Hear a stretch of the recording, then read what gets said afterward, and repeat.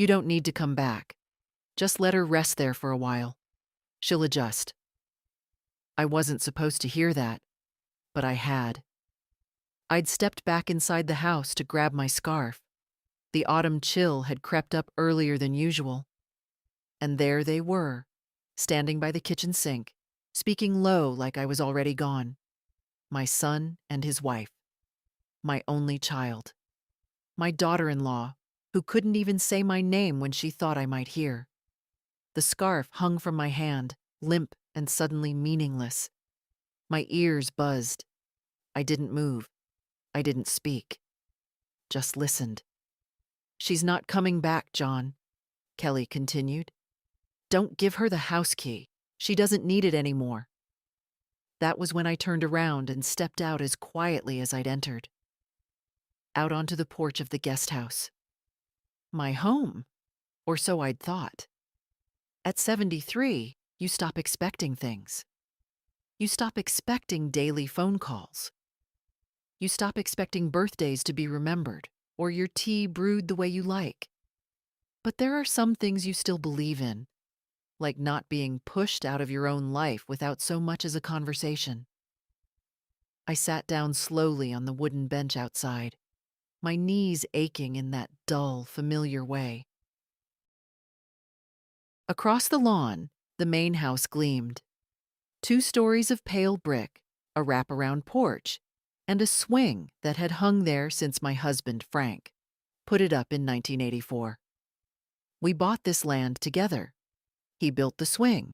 I planted the rose bushes. We'd added the guest house later, thinking one day a grown-up John might want to stay close. And he did. But not for me. After Frank died, and after John lost his job in the city, he moved in with Kelly and the kids.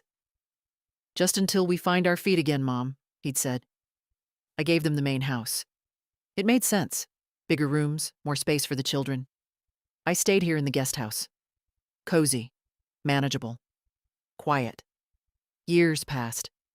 John found work again. They painted over the porch, tore out the roses. I wasn't asked. Still, I adapted. That's what women like me do. We adapt. We don't complain. We make banana bread and offer to babysit. We nod and smile when the young ones roll their eyes. But hearing those words, "Don't give her the key," that wasn't just exclusion. That was exile. I sat there for over an hour, scarf still in my lap, trying to work out what had changed.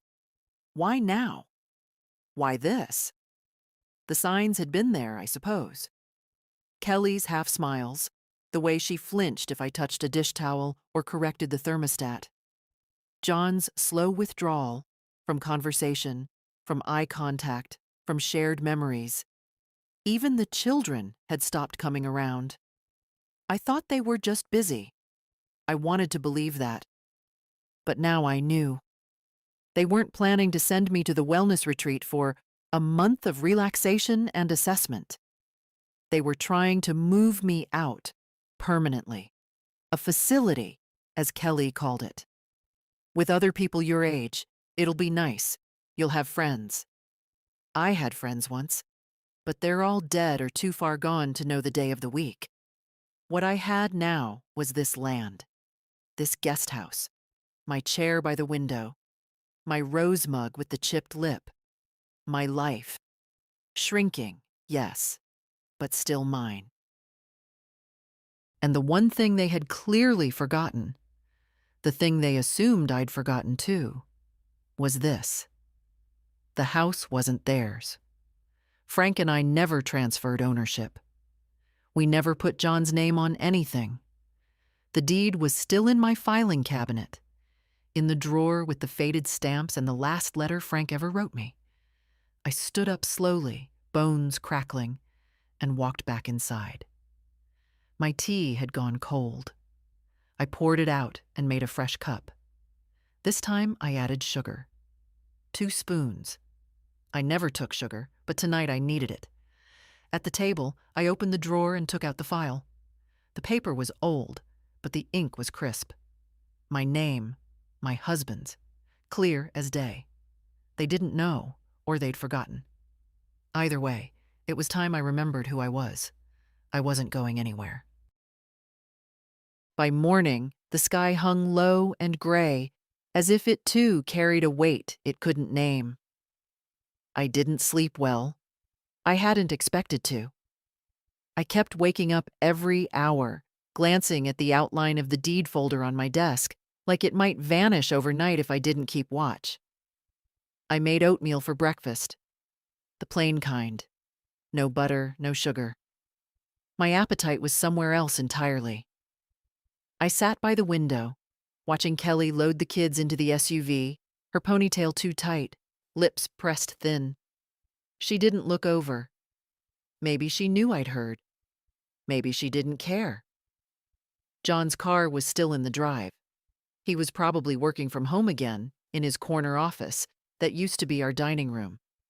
I remembered how Frank used to sit at that very table, sketching blueprints, his fingers ink-stained, his coffee always forgotten and cold. Now there were spreadsheets and sales calls where our family dinners had once lived. The mug in my hand was warm, but I didn't drink. I just stared at it, letting my thoughts gather themselves into something sharper than hurt. I'd been foolish. That was clear now. I'd let them grow comfortable in a house that didn't belong to them. Let them believe my silence meant surrender.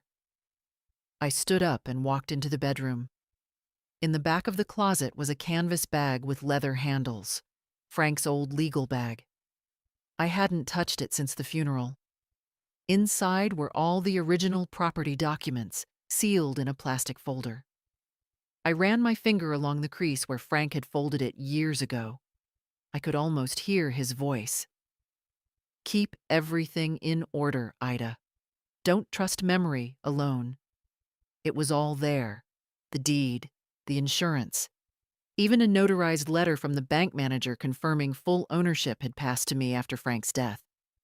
They had no idea. The phone rang just after 10. I let it go to voicemail, as I often did these days. Then it rang again.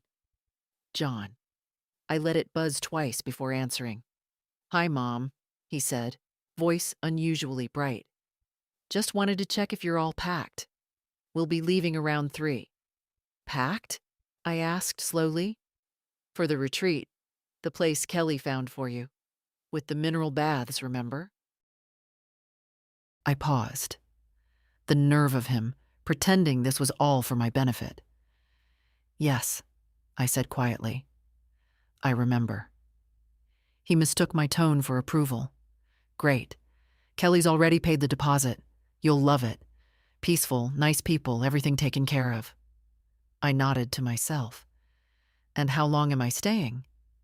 "A month, maybe a bit more? We'll see how you like it." I held the silence just long enough to hear him shift in his chair. "All right," I said. "I'll be ready." It wasn't a lie. I'd be ready. Just not the way he thought. After I hung up, I made a list. Not groceries, not errands, not anymore.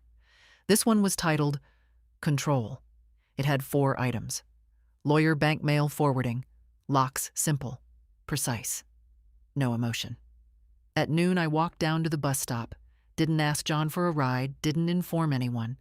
Just left a note on the counter. Out for errands. Back by evening. That should satisfy the script they expected of me. The law office hadn't changed much since Frank and I had first walked in together to draft our wills. Same secretary. Same dusty potted plant. Mr. Halverson, the lawyer, was older now.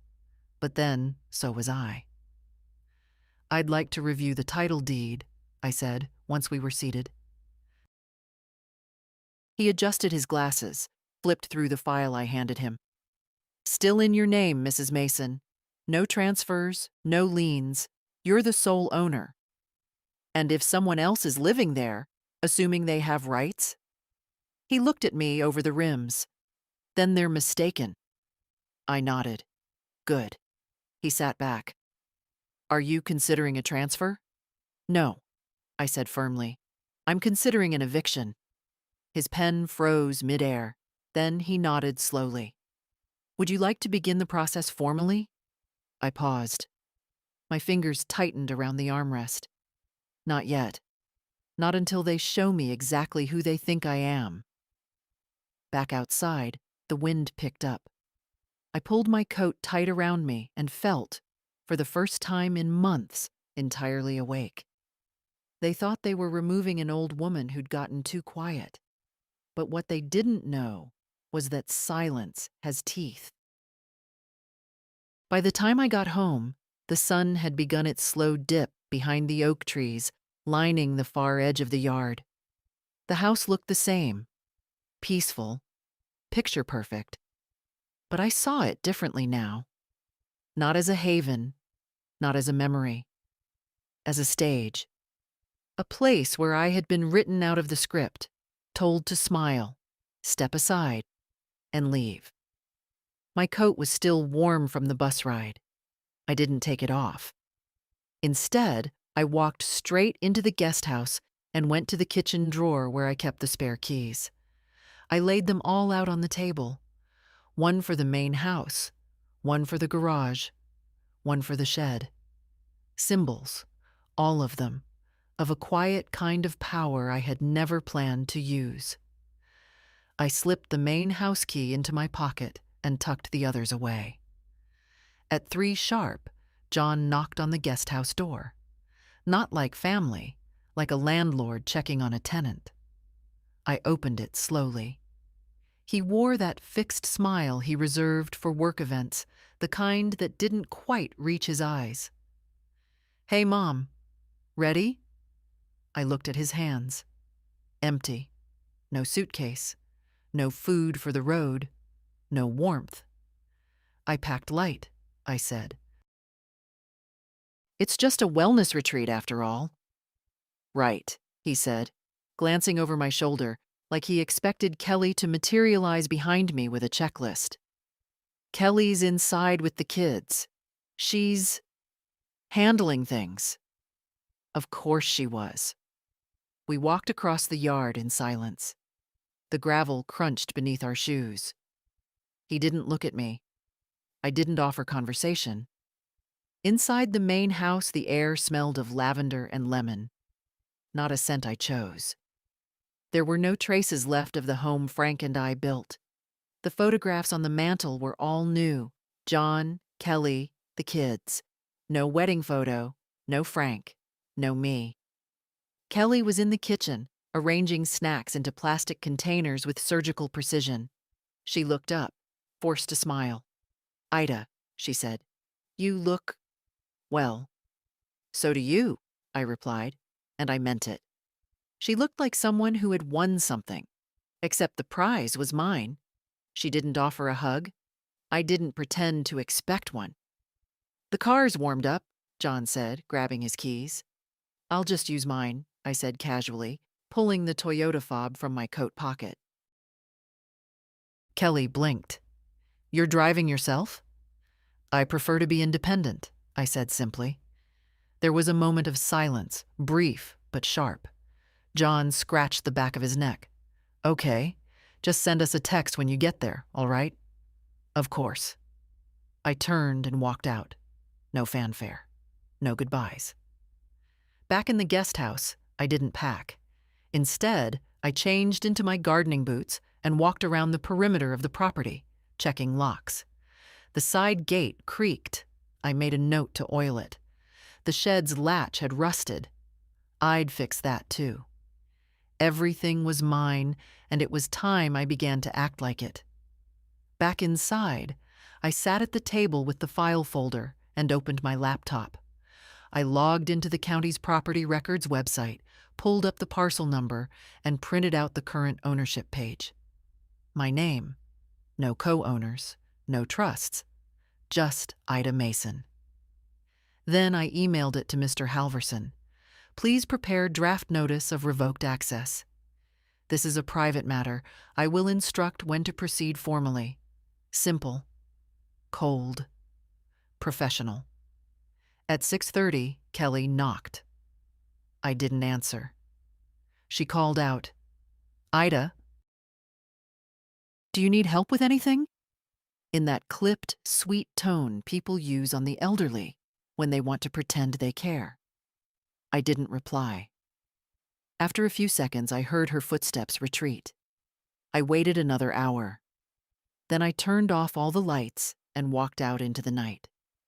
The grass was soft beneath my boots. The stars overhead blinked, silent witnesses. I walked to the main house, used the key, and stepped inside. Their coats hung on the rack, their shoes lined up like soldiers. I didn't touch a thing. I just walked the rooms. Not as a guest, not as a mother, but as the owner, the one they'd counted out too soon. In the kitchen, a pot of soup sat cooling on the stove. I opened the fridge. My name wasn't on anything. It didn't need to be. I left just as quietly, locking the door behind me. Back in the guest house, I wrote one line in my notebook. They think they've moved me out, but I'm only just moving in. By morning, their plan was already unraveling, and they didn't even know it yet. I sipped my tea slowly, watching the blinds shift in the early breeze. Across the yard, the main house buzzed with activity. John's voice filtered through the open window, too faint to make out. Kelly's heels tapped back and forth on the hardwood. The kids slammed doors, laughed, barked orders at each other. It was their house, in their minds, their domain, but not on paper. I checked my email. Mr. Halverson had replied. Draft ready. Formal revocation notice prepared. Let me know when you wish to deliver. I stared at the screen, heart calm. No tremor, no doubt. Not yet. Not today. Let them have their illusion one more day. Let them believe I'd be gone by evening. Let them enjoy their coffee, their routines, their confidence. I needed them fully settled into their lie before I peeled it away. At 9 o'clock, John tapped on the guest house door again. I opened it without a smile. Morning, Mom, he said, clutching a folder. Kelly printed everything you'll need for the retreat. Brochures, intake forms, directions. It's a really lovely place. Very kind, I said, taking the papers without looking. You sure you want to drive yourself? I'm sure. He lingered. You know we're just thinking about your well-being, right? It's not about anything else. I tilted my head slightly. Of course. His relief was so obvious, it made me want to laugh, like he thought those soft words were a balm for what he'd said the day before. Like a line about my well-being would make me forget, don't give her the house key. You'll text us once you arrive? He asked. I will. He turned to leave, then paused. Hey, do you, need some cash? For snacks or anything? I stared at him. For a moment, it was almost absurd. The son I paid through college, the man whose mortgage I once covered, offering me snack money like I was a Girl Scout. I have enough, I said, and closed the door gently in his face. I didn't drive to the retreat. Instead, I took a different route, one that led to the county courthouse. The records office was quiet, cool, and smelled faintly of paper and lemon polish. The woman at the counter, polite but disinterested, stamped my request form and printed the latest property assessment. Again, my name. Sole owner. No changes. I tucked it into my bag alongside the deed and Halverson's draft letter. Next, I visited the locksmith. An old friend's son ran the place. I'd taught him in 7th grade. 3 locks changed, I said. Main house only. Guest house stays the same. I'll provide access. Quietly, please. He raised an eyebrow, but didn't ask questions. Tomorrow morning work? Perfect. Back at home, I folded laundry and made soup. I cleaned the kitchen. I listened to classical radio. Nothing out of place. Nothing out of the ordinary. At 4:00 p.m., I watched from the window as John and Kelly loaded the kids into the car. "Tell Grandma goodbye," Kelly called out to them. They waved in my direction without looking. Then they were gone. No note, no hug, no ceremony, just gone. I stood in the living room for a moment, letting the silence settle.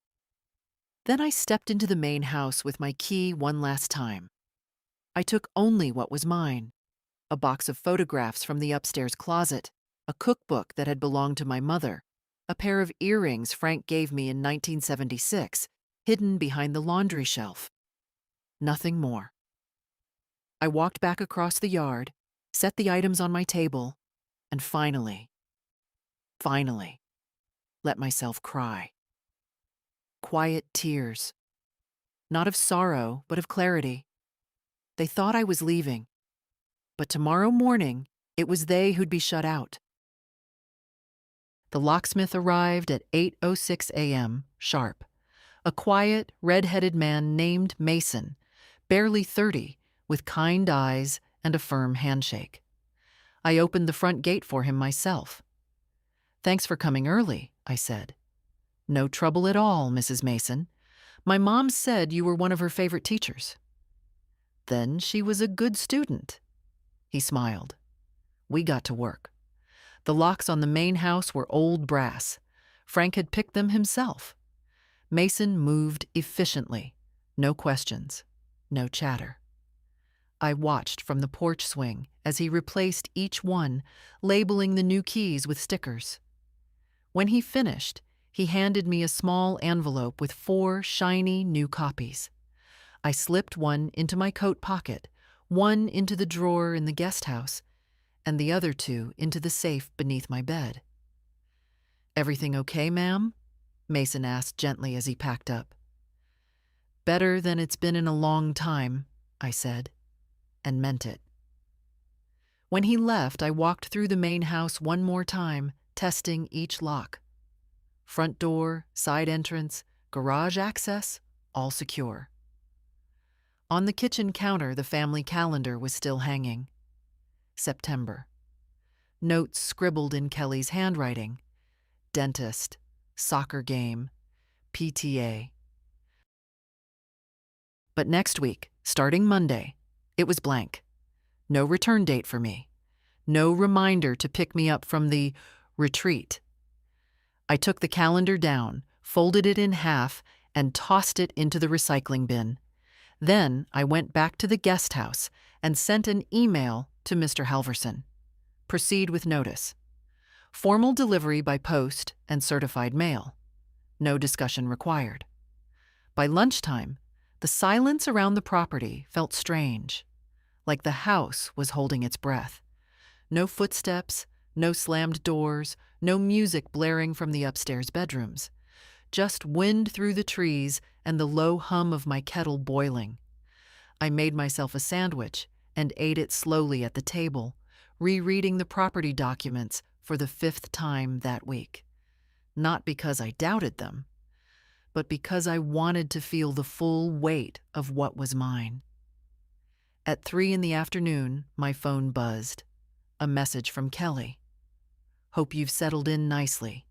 Let us know if the retreat has puzzles or book clubs. The kids want to visit once you're acclimated." No mention of how I was. No address questions. Just a pat on the head from a woman who assumed I'd been tucked away neatly. I didn't reply. At 5:30, John called. "Hey, Mom. Just checking in. How's the place?" I kept my voice even. "Comfortable. Glad to hear it. Kelly said she texted, oh, and let us know if you need anything sent over, clothes or your knitting bag or whatever." "I have what I need," I said. There was a pause. "Well, we'll stop by later this week. Bring the kids. They already miss you." I said nothing. Let the silence hang just long enough for him to squirm. "Okay, well, talk soon." He hung up before I could answer. After dinner, I walked the yard again. My yard. The grass was dry from the late heat, but the trees were turning gold at the tips, little flashes of truth showing through. I sat on the porch swing in front of the main house, the one Frank built. It swayed gently under my weight, creaking like old bones. I ran my fingers along the armrest where he'd carved our initials so faintly no one ever noticed. Still there. Still ours. Inside, the lights were off. The house was quiet. Tomorrow, the certified letters would arrive. And then they would know. I hadn't gone anywhere. The letters went out Monday morning. I received the tracking notifications before breakfast, one to John's email, one to Kelly's, and a physical copy sent by certified mail to the mailbox at the end of the driveway. Mr. Halverson had been thorough. Formal language, unemotional tone, citations from the property code. They'd open the envelope and find what they feared most, written in crisp legal print. Effective immediately, all unauthorized use of the property at 312 Mill Creek Lane, including the primary residence, is revoked. I didn't wait for the fallout. I made tea, swept the front porch, watered the withering mums by the steps. I kept my hands busy, but my ears alert. At 11:17 a.m., I heard the engine. John's car pulled up too fast, tires crunching across the gravel with more force than necessary. He parked at an angle, he never used to do that, and marched toward the front door of the main house. He reached for the handle. It didn't turn. I watched from the guest house kitchen window. He rattled the knob, then stepped back, confused, pulled out his phone, made a call. Pacing.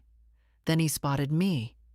I didn't move, just watched him, a cup of tea in my hand. He hung up and crossed the yard toward me, jaw tight. I met him at the door, opened it before he knocked. "What is this?" he asked, waving the envelope in the air like it was some strange joke. "What's going on, Mom?" "Exactly what it says," I answered calmly. "You changed the locks? Sent legal notices? Are you serious?" "I am." He blinked, stunned, like I had spoken another language. "You could have just talked to us." "Like you talked to me?" I asked.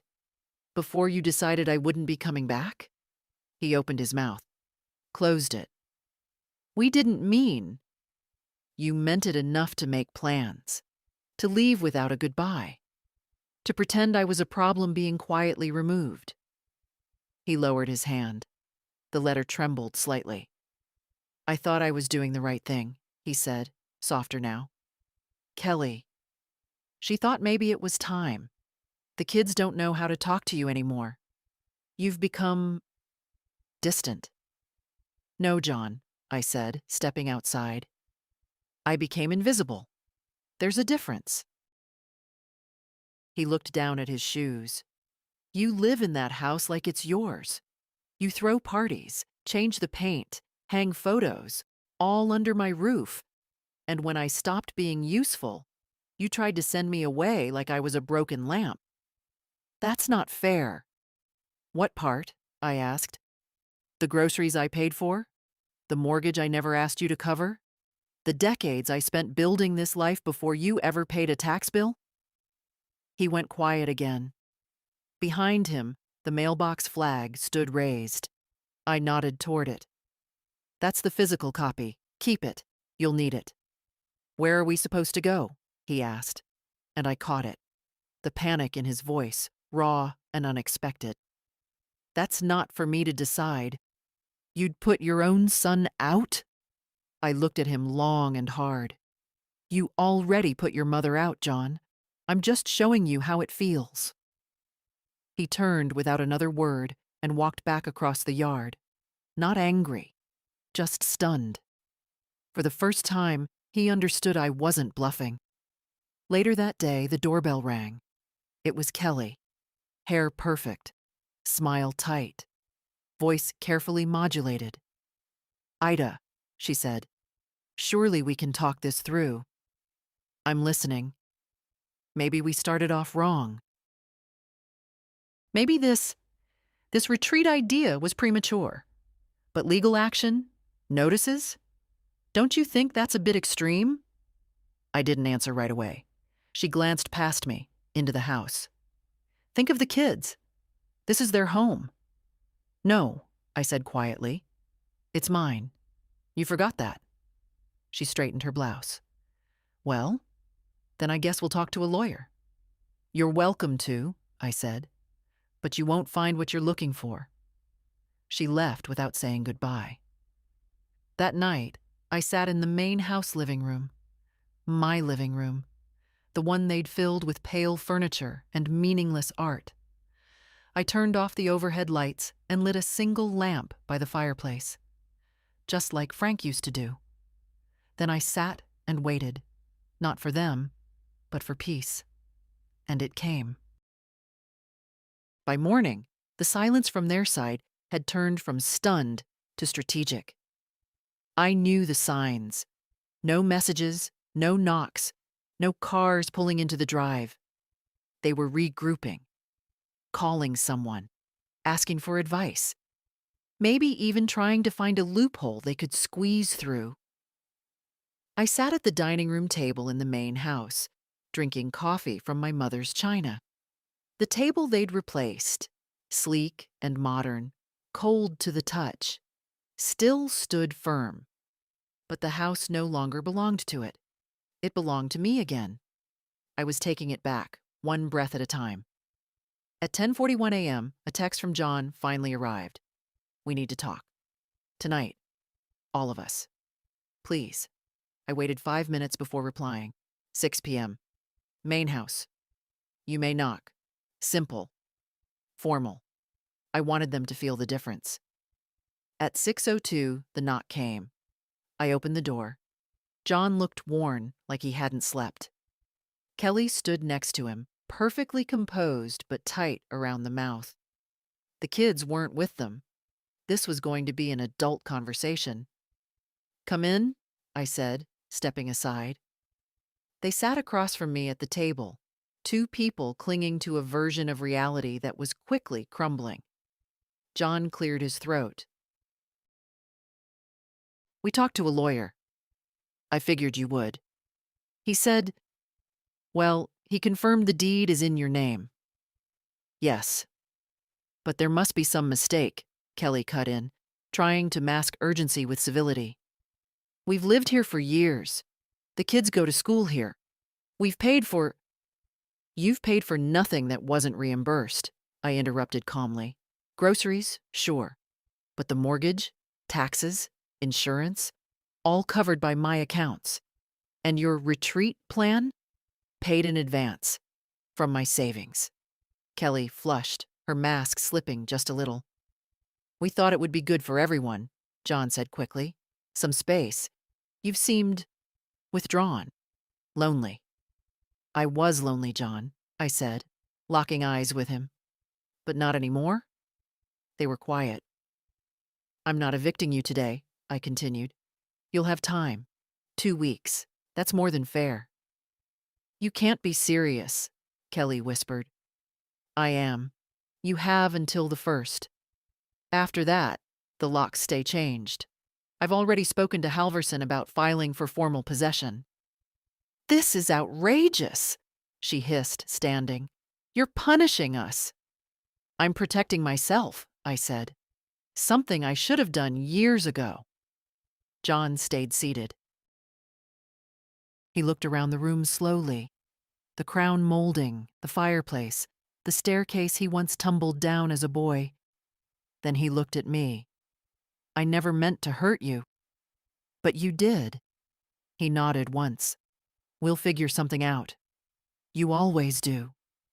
They left without slamming the door. That, at least, they remembered. That night, I lit a fire in the hearth for the first time in years. I sat near the warmth, wrapped in the old Afghan blanket Frank's mother had knitted for us as a wedding gift. For the first time in a long while, I didn't feel like a guest in my own story. I felt like the author. The house was quieter now. Not just because they had stopped coming by unannounced, or because the shouting matches had ended before they began, but because something in me had settled. The kind of quiet that follows a storm. Not peace, exactly, but the beginning of it. I spent the morning sorting through closets. Not theirs, mine. The upstairs bedroom still held boxes I hadn't touched since Frank died. Back then, I'd moved into the guest house out of practicality, but also grief. I hadn't wanted to sleep in the same bed where we'd shared 37 years. It felt too large without him, too cold. Now I opened one of the cedar chests at the foot of that bed. Inside were flannel sheets, his favorite scarf, a photo album I didn't remember putting there. The pictures inside weren't organized. They were just snapshots. Backyard barbecues, John as a baby in a washtub, our first Thanksgiving in this house.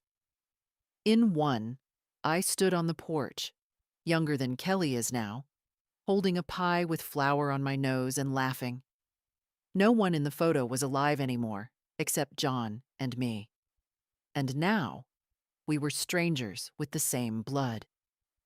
I didn't cry. I just closed the album and put it aside.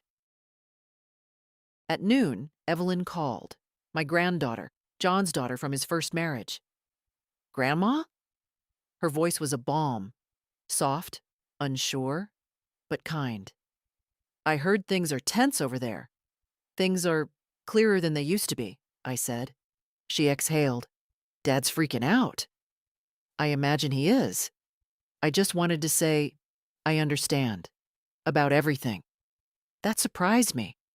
I sat down on the edge of the bed. "You do?" "I've been watching it happen for years," she said. "The way they treat you like furniture. Useful, but easy to move." There was a long pause between us, filled only by understanding. "Do you want me to come by?" she asked. "Not to talk about them, just to see you." "Yes," I said, before I could stop myself. "I'd like that very much." She came by that afternoon, drove herself in a little silver hatchback with a cracked bumper and a university parking pass on the mirror.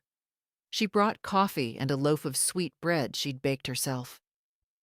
We sat in the kitchen, not the one in the guest house, the big one. Mine. "You know," she said, peeling the label off her coffee cup, "you were the only one who ever remembered my piano recitals." "You were very good," I said. "They said it was a phase, but you sat through every one." I smiled faintly. "That's what grandmothers are for." She hesitated, then looked me in the eye. "You know they say you're doing this out of spite, right?" "I'm doing it because I remembered who I am." Evelyn nodded slowly. "If you ever want someone to move in here, I mean, even just for a while, I could help with groceries, repairs, whatever. You shouldn't be alone." I reached across the table and took her hand. "I'd rather be alone in my own home than invisible in someone else's." She stayed until the sun started to set. When she left, I stood on the porch and watched her car disappear down the long curve of the driveway. I wasn't alone. I was remembered. The final week began with rain, a steady, soaking kind.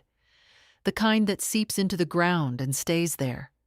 It softened the yard, streaked the windows, and brought a chill that settled in my bones. I pulled out one of Frank's old flannel shirts and wore it like armor. Evelyn came by again on Tuesday. She brought stew in a mason jar and helped me clean the shelves in the laundry room. It wasn't about the shelves, of course. She just wanted to be near, to be present. "They've started packing," she said quietly as she handed me a sponge. I didn't ask who. I already knew. "Kelly's furious. Dad just looks lost."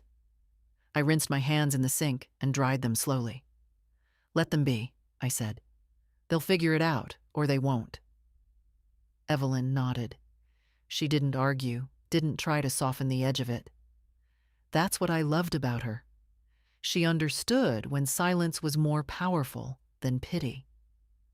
Later that day, I walked the perimeter of the house. The rose bushes Kelly had neglected were blooming again, despite the season. Small, pale flowers pushing through rain and memory. I knelt down and pruned them carefully, like I used to. That's when I heard the shouting. John and Kelly arguing on the side porch. "She doesn't mean it," Kelly snapped. "She's bluffing. It's a power play." "She's not bluffing," John said, and for once, his voice was quiet, flat. "The deed is real. The lawyer's real. She's within her rights." "She's your mother," Kelly hissed. "Do something." "I already did," he said. "I forgot who she was." The rain softened their voices after that. I didn't move. Just let the petals fall into the soil as I clipped, one by one. That night, I sat by the fireplace in the guest house. The main house was dark. No lights, no movement. Evelyn had left an hour earlier with promises to return. I believed her. I believed in her. The next morning, the air was clearer. The sky washed clean. I opened every window in the house and let the breeze flow through. It carried out the old air, the heavy air, the kind filled with years of tiptoeing, of unspoken resentment, of swallowed pain.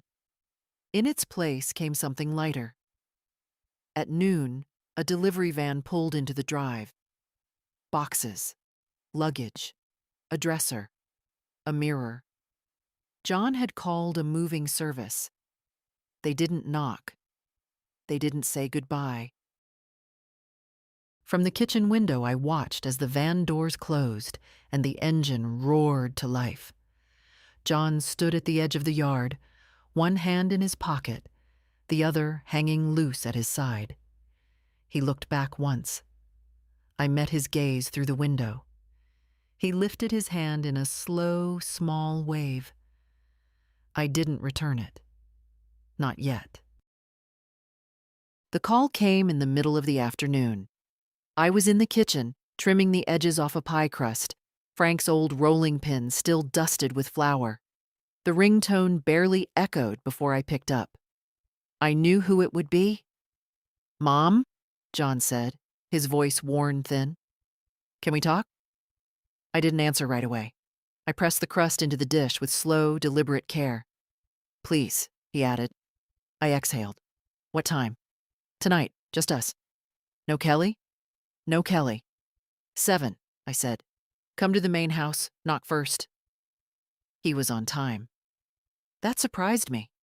He looked smaller than usual, like the weight of his own choices had finally settled on his shoulders. I let him in without a word. The house was warm. The fireplace flickered quietly, and the smell of cinnamon and apples lingered from the pie cooling on the counter.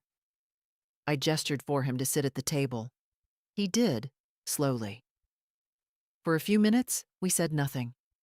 The silence between us had grown into something dense, like a wall. He reached for a mug, the one I'd set for him, and held it without drinking. "I've been thinking," he said finally. I waited. "You were right, about everything." That should have brought comfort, but it didn't. It just felt overdue. "I don't know how we got here," he said, eyes on the wood grain in the table. "I mean, I do, but I didn't see it until it was too late." I sipped my tea, waiting. I let her speak for both of us. Let the house feel like hers. "I told myself you didn't mind, because you didn't complain." I set the cup down. "I didn't complain, John, because I was trying to protect what little dignity I had left. Not because I agreed." He nodded, slowly. "I know that now." Another pause. "You're not just my mother," he added. "You're this house, this land. You and Dad built it. I walked through it like I owned something I never earned." It was strange. The apology. Gentle, humble, but still too late to change what had already been set in motion. "I can't take back what we did," he said, "but I want you to know I'm not angry." "That's good," I said softly, "because neither am I." He looked up then, eyes wet. "You're really not going to let us stay?" I didn't flinch. "No," I said. "You need to learn how to live without leaning on people you forget how to respect." He breathed in deep, held it, then let it out through his nose. Not in defiance, in acceptance. "I signed the lease on a rental across town," he said. "Small place, but it'll do for now." I nodded. "That's wise. I'd like Evelyn to keep visiting you. She's always welcome." He stood then, slowly, as if something in his bones was resisting the movement. I walked him to the door. No hug, no parting words. Just a quiet understanding, the kind that comes when the last piece of denial has been set down. He paused on the porch. "I never hated you," he said. "I never asked you to love me," I replied. "Only to see me." Then he left. I stood there, in the doorway of my home, watching the path he took down the gravel drive, and I didn't feel triumphant. I didn't feel vindicated. I just felt whole again, and that was enough. They were gone by Sunday. No fanfare. No second goodbye. Just the hollow echo of the moving truck pulling away at sunrise. I didn't watch them leave. I didn't need to. The silence afterward told me everything I had to know. I walked through the main house that afternoon like it was a new place. Not because anything had changed on the surface, the same paint, the same furniture, the same scent of lemon cleaner Kelly preferred, but because the tension had lifted. The walls, for the first time in years, weren't listening to resentment. The living room was bare now, strangely so. They had taken most of the photos, the coffee table books, the plastic bins of toys that had once cluttered the corners. Even the curtains were gone from the upstairs bedrooms. Kelly's touch had been efficient, sterile. What they hadn't taken was the dust.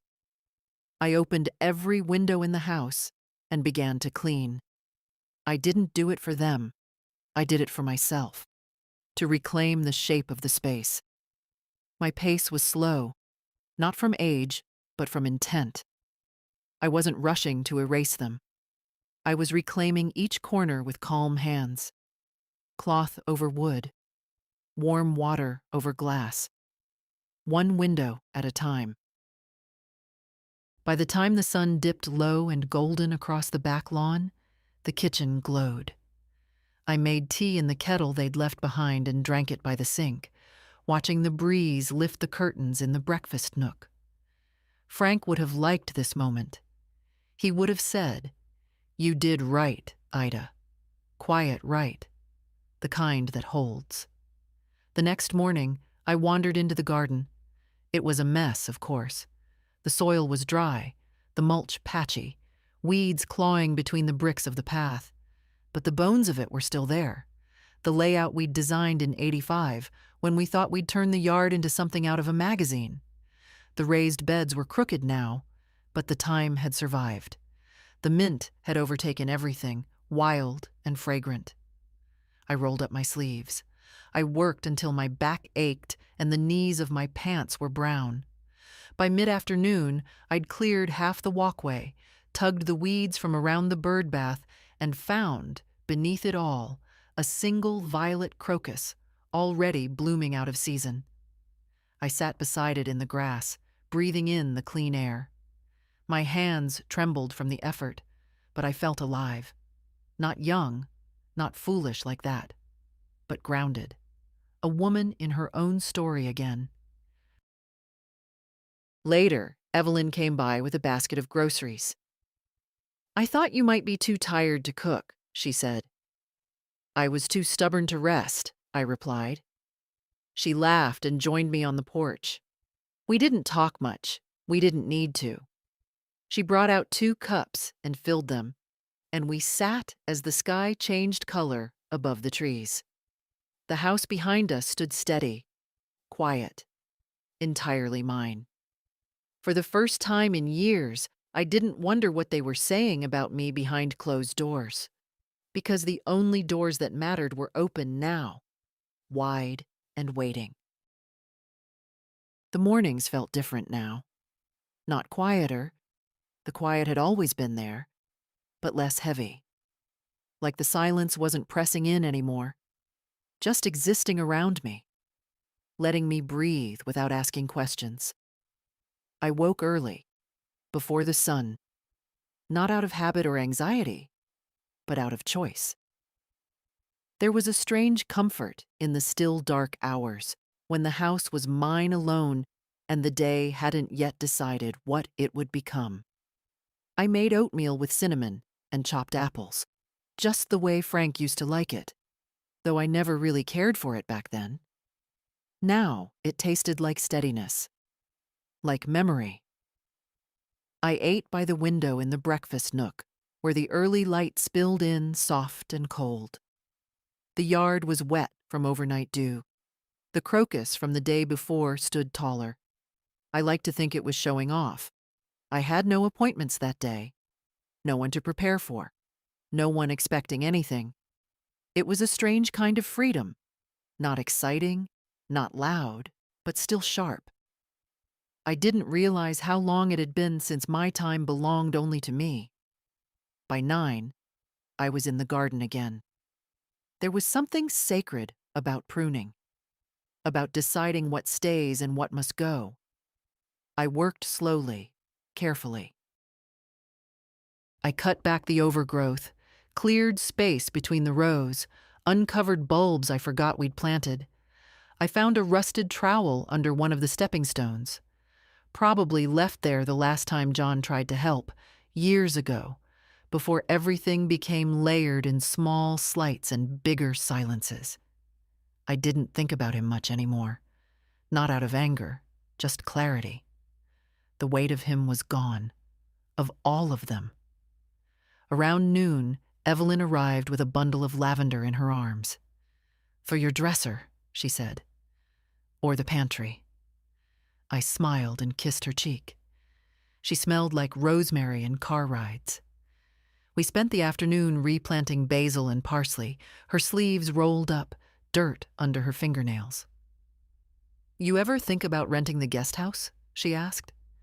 "You could find someone quiet. An artist? A student?" "I'm not ready for a tenant," I said. "Not even me?" she teased. I looked at her, at the curve of her smile, so like her mother's once was, back when there was softness still. "I'd never charge you rent," I said. She didn't reply, just took my hand in hers, and we sat like that for a while, breathing in the lavender, the soil, the faint wind through the pines. When she left, I wandered back into the house. The walls didn't echo anymore. I think they finally understood I wasn't leaving. In the hallway, I passed a mirror and caught my reflection. Not younger, not softer, but clearer. There she was, the woman they thought had faded, still here. The garden came back faster than I expected. It only took a little attention. Steady hands, sharp clippers, water at the right times. Within days, color began to creep across the yard like breath returning to a sleeping body. The mint stayed wild, of course. It always had a mind of its own. But the thyme thickened, the roses lifted, even the dirt looked richer, like it was grateful to be noticed again. I began rising earlier still, just to walk the path before the day truly began. No shoes, no coat, just me and the damp stone underfoot, soft moss along the edges. I carried a small notebook in my apron now. Nothing fancy, just a place to jot what needed doing. Trellis repairs, which herbs had taken, which needed thinning. There was comfort in a list made only for myself. One morning, I found a single tomato sprouting along the fence, grown from a long-forgotten seed. I didn't pull it. I staked it gently, gave it space. Things, it turns out, will grow where you least expect them. The house, too, began to shift. Not drastically. I didn't buy new furniture or strip the walls, but I opened more doors, let in more air. I moved back into the master bedroom. Took my time deciding which quilt to unfold onto the bed. Chose the one Frank never liked, all wild violets and tangled thread, because now I didn't need to compromise. The days passed gently. I cleaned the hallway closets, donated the things I no longer used. I found 3 coats I hadn't worn in a decade and wondered briefly who I had once been, holding on to things for lives I didn't live anymore. Sometimes I sat on the porch for hours without realizing the time. Just the wind and the creak of the swing and the scent of whatever was blooming nearby. I wasn't lonely. I wasn't waiting. I was just there. Evelyn visited often. She brought stories from school, photographs, new herbs to try. Sometimes she stayed for dinner. Sometimes she just sat with me while I finished my tea. "Why didn't you do this sooner?" she asked once. I looked out at the yard, at the curve of the garden wall, still chipped from the boys' soccer games. Because I thought if I stayed small enough, quiet enough, I wouldn't be left behind. She nodded, then whispered, "But they left anyway." They did. We didn't speak after that. We didn't need to. That night, after she left, I walked the house alone. I ran my fingers along the banister, paused at the photographs that still hung in the hallway. Me and Frank, our wedding, the early years with John, long before the hardening. I didn't take them down. They were still part of the story. But I did move them, off the main wall, to a smaller frame in the office. Not erased, just repositioned. Not forgotten, just put in their place. I slept well that night. No noise, no dreams, just the soft ache of a life being lived again. I wrote to Frank that morning, not out loud, not in a ceremony, just a letter on plain paper with the good pen he always kept by the ledger. The ink still flowed as if it had been waiting. I didn't begin with "Dear," I just started. They tried to send me away, Frank. Not with cruelty, not openly, but with that quiet, practiced indifference people use when they think you're no longer needed. They called it rest, care, a retreat, but what they meant was removal. I overheard it. That's how these things happen, isn't it? Truth always leaks out sideways. I paused, the pen warm in my hand. I wasn't ready to fight at first. Not because I was afraid, but because I had forgotten I was allowed to. I thought being silent made me kind. I thought not demanding anything made me easier to love. I underlined the next line without meaning to. It didn't. I let the page sit in front of me for a while before I went on. But you knew, didn't you? You knew this house had to stay in my name. You never said why. But you were always good at seeing the storms I pretended weren't coming. Thank you for leaving the deed where I could find it, for believing I'd use it when I needed to. I did. I'm still here, Frank. I stayed. Outside, the sun had just begun to stretch through the trees. The garden shimmered from the night's rain. I watched the light move across the floorboards as I wrote the next part. John and Kelly are gone now. Not far, but far enough. There was no screaming, no final act. Just the slow realization that they could no longer occupy what they never owned. I didn't throw them out. I just reminded them of what was true. I hesitated at the final paragraph. I'm not bitter.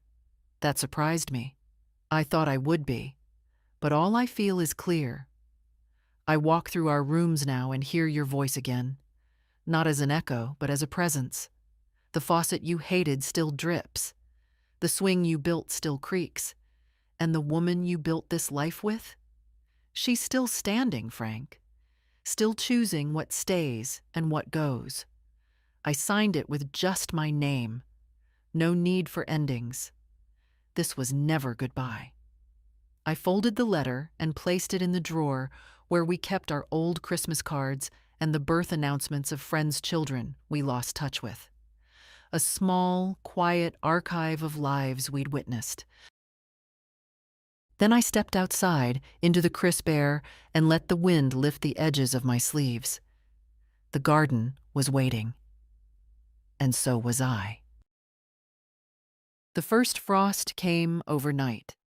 Not heavy, just a silvery glaze on the grass, a quiet warning that the season was changing. I opened the back door before the sun rose and stood on the porch, watching my breath in the cold air.